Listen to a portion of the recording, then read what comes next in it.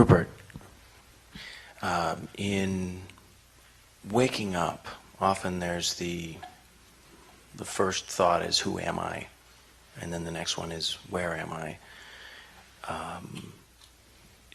Intuitively, that seems like a pivotal moment to pay attention to. Maybe you can talk about that a little bit?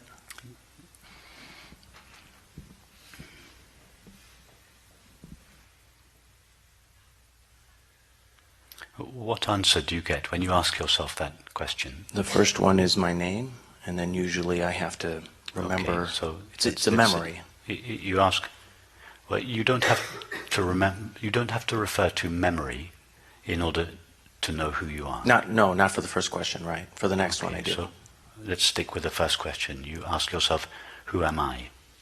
Mm-hmm. What experience do you refer to in order to find the answer to that question?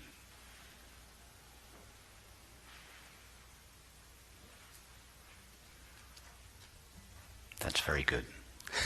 Exactly. Stay there.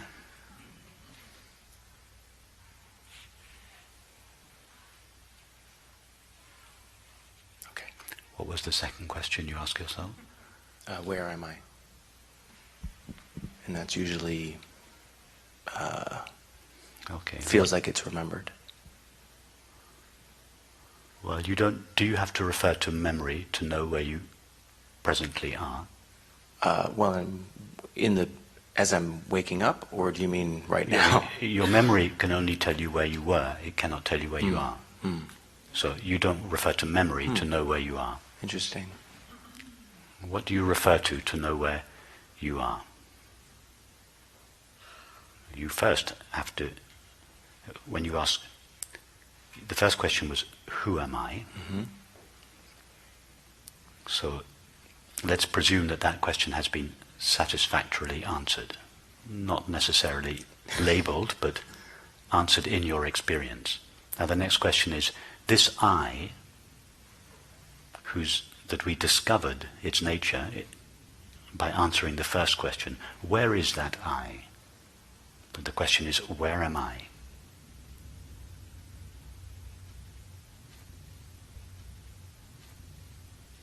Exactly, it's the same answer as the answer to the first question.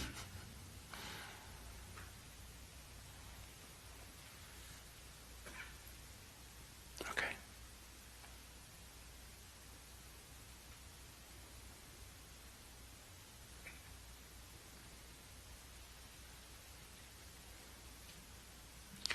So, the real answer is not to let the mind fill in the answer. Well, the mind can provisionally label the answer, right, on the understanding that that label will always only be approximate. But in order to answer either of those two questions, who am I or where am I, we have to go to the experience of who I am and where I am. It is only as a result of touching who I am or where I am that the thought is then able to rise and give a name. Right, because obviously someone is asking that question before. Yes, but the name that defines or describes who or where I am isn't who or where I am itself. Right. So it doesn't matter the name we give to it. The name is just a label that is added by thought afterwards. Nothing wrong with that label, but the label is not the experience. What is important is even to label who or where I am, we have to first go to and discover who or where I am. We cannot label something we don't know. So what happens in between the question, who am I, and the label that we subsequently give? Something happens between the question and the labeling. And whatever that is the discovery of who I am. What is that?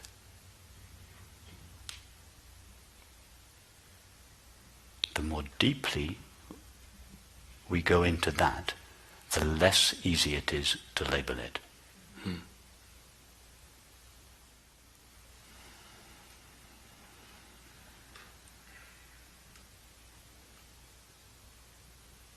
The experience that takes place in between the question, who am I, and whatever label we give to it is what I call a non-objective experience. And it is, as such, a unique experience. It is the only experience there is that has no objective quality to it. And yet at the same time, it is an undeniable experience.